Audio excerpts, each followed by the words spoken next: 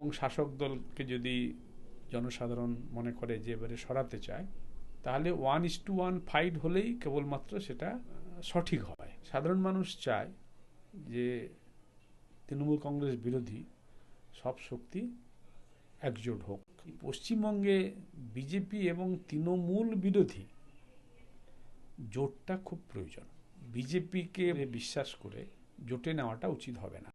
BJP এবং তৃণমূল দুই শাসক দলের উপরে মানুষের আস্থা নেই।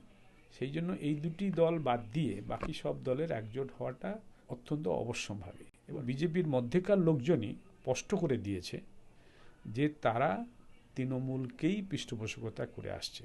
এবং মমতা বন্দ্যোপাধ্যায় যখন টাটাদের পশ্চিমবঙ্গ থেকে তাড়াবার জন্য মরণপণ লড়াই লড়লেন, রাজনাথ সিং তিনি এসে মমতা বন্দ্যোপাধ্যায়ের পক্ষে দাঁড়িয়েছিলেন। আমি আরও আগে থেকে একটু জানতে পারছি, কিন্তু সাধারণ মানুষ তার অভিজ্ঞতা থেকে জানতে পারছে যে না, বিজেপির সঙ্গে তৃণমূলের কোথাও একটা বোঝাপড়া আছে। এটা বিজেপি দল, অর্থাৎ বিজেপি যে এখানে এলে ভালো কিছু হবে সেটাও লোকে মনে করছে না। স্যার, সামনেই 26-এ নির্বাচন, আর এই নির্বাচনের পূর্বেই প্রধান আলোচ্য বিষয় হচ্ছে জোট। ইতিমধ্যে আমাদের সামনে যে তথ্য আসছে যে আইএসএফের সাথে বামেদের একটা জোট চলবে এবং আজকে রাতেই তার একটা কথাবার্তা সমাপ্ত হবে।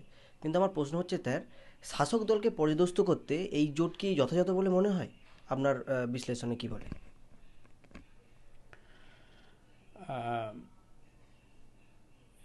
আমরা সাধারণভাবে যেটা জানি আর কি, যে আমাদের যে গণতান্ত্রিক দেশ, সেখানে 50% উপরে কোনো দল যদি ভোট পায় সে অনায়াসে জিতবে।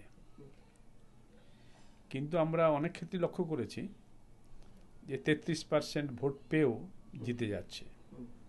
কারণ আর কিছু না, মাল্টি পার্টি ডেমোক্রেসি এখানে রয়েছে, মানে বহুদলীয় গণতন্ত্র।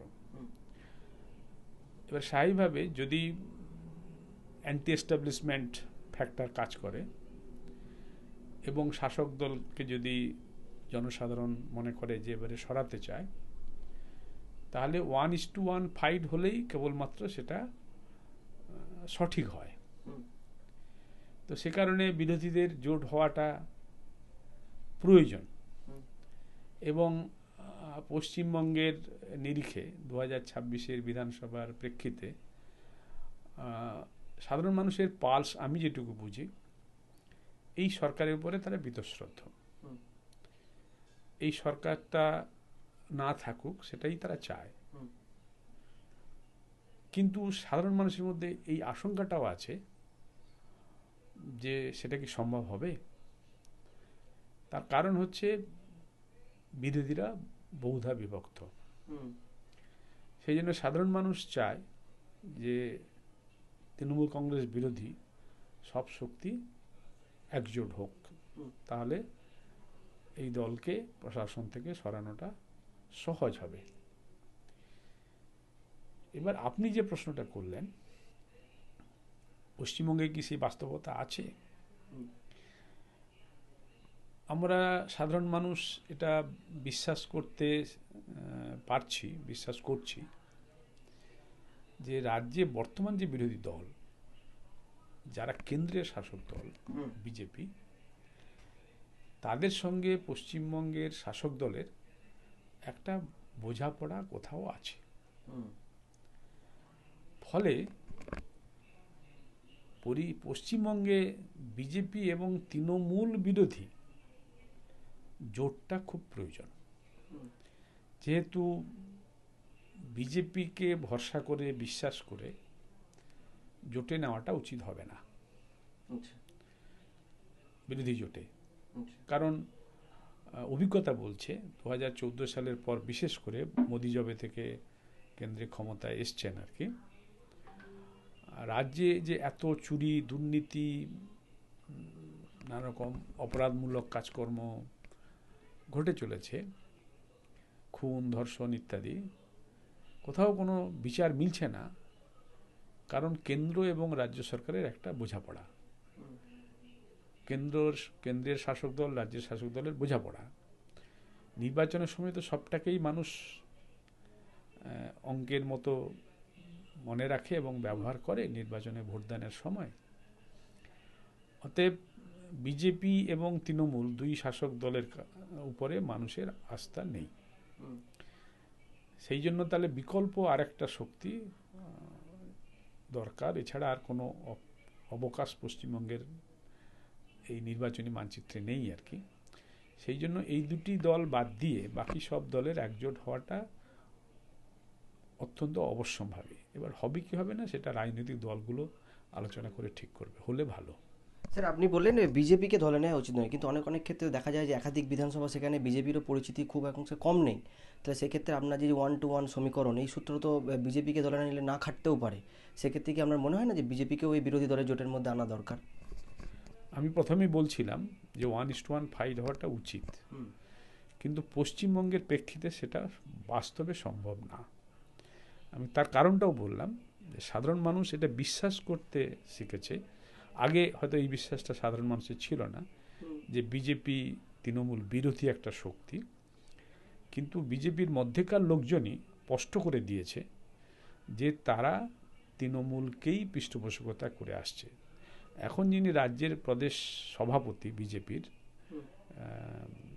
শ্রমিক ভট্টাচার্য, তিনি নির্দিষ্ট করে বলেছেন যে 1998 সালে তৃণমূল কংগ্রেস যখন তৈরি হয় কংগ্রেস ভেঙে, তখন লেবার রুমে যদি অটল বিহারী বাজপেয়ী এবং লালকৃষ্ণ আদবানি না থাকতেন তাহলে তৃণমূল কংগ্রেসটার জন্ম হতো না। এছাড়াও আমরা জানি 2011 সালের আগে 1998 সালে এবং 1999 সালে পরপর 2 বছর লোকসভা নির্বাচন হয়েছিল। সেই নির্বাচনে পশ্চিমবঙ্গে বিজেপির সঙ্গে প্রথম তৃণমূল কংগ্রেস নির্বাচনী জোট করে লড়েছিল এবং তার ফলে বিজেপি এখানে সুবিধা পেয়েছিল। এবং তার ফলে বিজেপি নেতৃত্বাধীন যে কেন্দ্রীয় সরকার 1999 সালে তৈরি হয়েছিল, তার ক্যাবিনেট মন্ত্রী, রেলমন্ত্রী ছিলেন মমতা বন্দ্যোপাধ্যায় তৃণমূলের পক্ষে।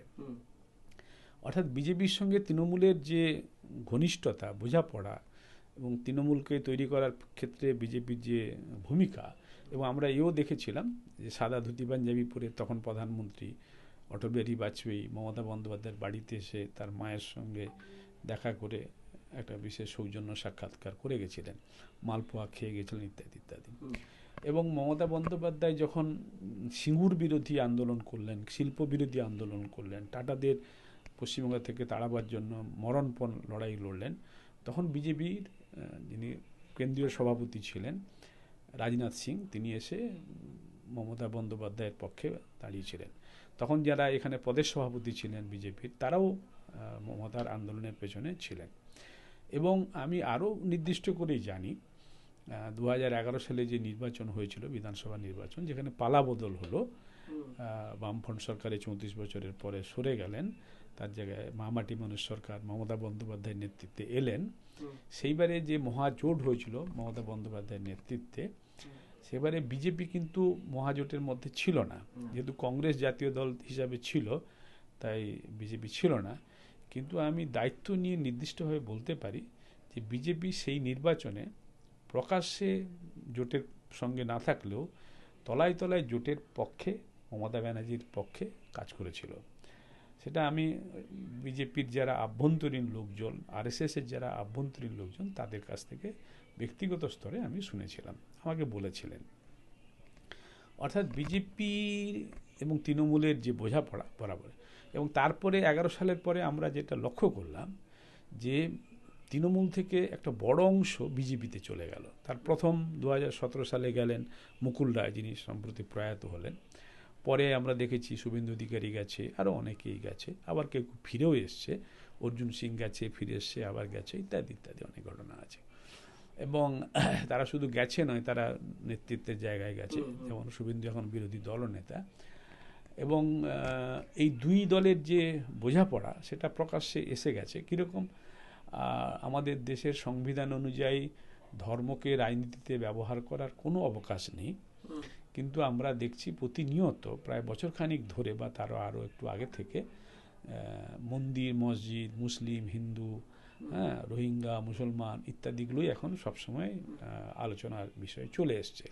শুধু তাই নয়, এটা শুধু স্টুডিওতে সংবাদ মাধ্যমে আলোচনা হচ্ছে তা নয়, আমরা দেখছি যে সরকারি উদ্যোগে দুর্গাঙ্গন, সরকারি উদ্যোগে জগন্নাথ ধাম, সরকারি উদ্যোগে মহাকাল মন্দিরের ভিত্তিপ্রস্তর ইত্যাদি হচ্ছে।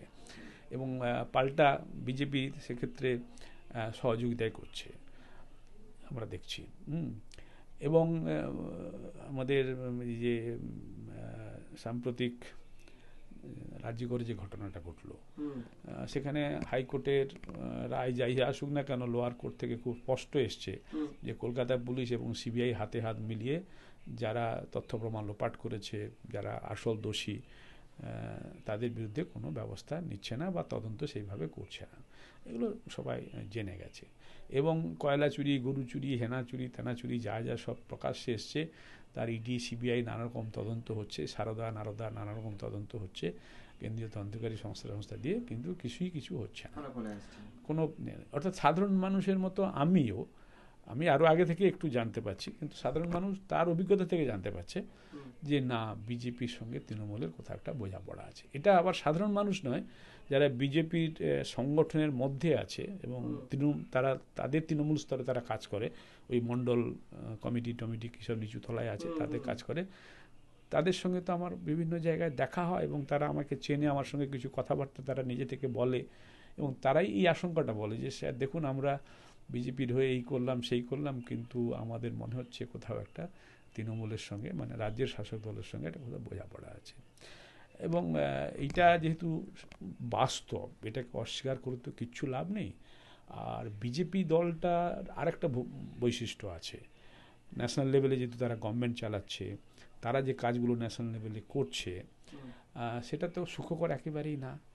সেগুলো যদি কেউ একটু ভাবনা চিন্তার মধ্যে নিয়ে আসে ভোটদানের সময়, যে বিজেপি দলটা কেমন, তারা নোটবন্দি করেছে, তারা ইলেকট্রাল বন্ডের মাধ্যমে টাকা নিয়েছে, তারা পিএম কেয়ারস ফান্ড নাম করে টাকা তুলেছে, ওরা বলেছিল আচ্ছে দিন আনবো, কালো টাকা উদ্ধার করব, 15 লক্ষ টাকা এই করব সেই করব, অনেক কিছু ওরা বলেছিল, তা তো কিছুই করেনি, সব তো মানে বাগাড়ম্বর। আবার মানুষের তো জিনিসপত্রের দাম, পেট্রোল ডিজেলের দাম, গ্যাসের দাম বেড়ে চলেছে। বিজেপি গভর্নমেন্ট তো যা বলেছিল সরকারে আসার আগে তা তো কোনোটাই করছে না।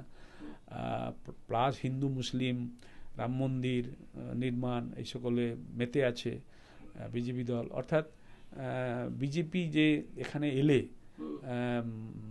ভালো কিছু হবে সেটাও লোকে মনে করছে না। যেখানে বিজেপি শাসিত রাজ্য আছে সেখানে বাঙালিদের উপর যেভাবে আক্রমণ হচ্ছে, সেটা আরও মানুষের মধ্যে, যে বিজেপি যদি এখানে সরকারে না থেকে এই কাজটা করে, তাহলে বিজেপি এখানে সরকারে এলে কি করবে, এইসব মানুষের মধ্যে ভয় সংশয় আছে। অর্থাৎ পশ্চিমবঙ্গের যে বাস্তবতা, যদি এই অবস্থার পরিবর্তন করতে হয়, তাহলে অবশ্যই তৃণমূল কংগ্রেসকে সরকার থেকে সরানো প্রয়োজন, কিন্তু সেটা বিজেপিকে দিয়ে হওয়াটা সম্ভব নয়। আর বিজেপিকে বিরোধী জোটে ভরসা করে নেওয়াটা যাচ্ছে না।